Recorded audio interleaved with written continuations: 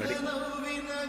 జాగ్రత్తగా భద్రంగా నీ విశ్వాసాన్ని కాపాడుకొని అంతము వరకు నమ్మకంగా ఉండు. ఎన్ని శోధనలు వచ్చినా ఆయన వదిలిపెట్టవాక.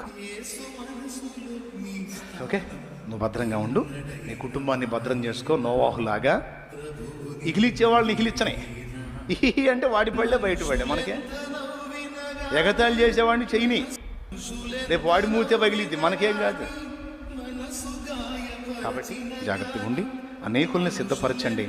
మారు మనసు లేని వాళ్ళు మారు మనసు పొందండి. బాప్తిస్మం పొందని వాళ్ళు బాప్తిస్మం పొందండి. బాప్తిస్మం పొంది కూడా పరిశుద్ధాత్మ అభిషేకం పొందని వాళ్ళు స్పెషల్గా ఉపవసించి ప్రార్థన చేసి పరిశుద్ధాత్మ శక్తిని పొందుకొని దేవుని కొరకు భగ్గున మండండి. ఎన్నవాకండి, మండండి. ఆత్మల కొరకు కష్టించండి, పని చేయండి, శ్రమ పడండి. ఆస్తుల సంపాదన పక్కన పెట్టండి. ఉండటానికి తినటానికి ఉంటే చాలు. ఆస్తుల సంపాదన కాదు, ఆత్మల సంపాదన కోసం.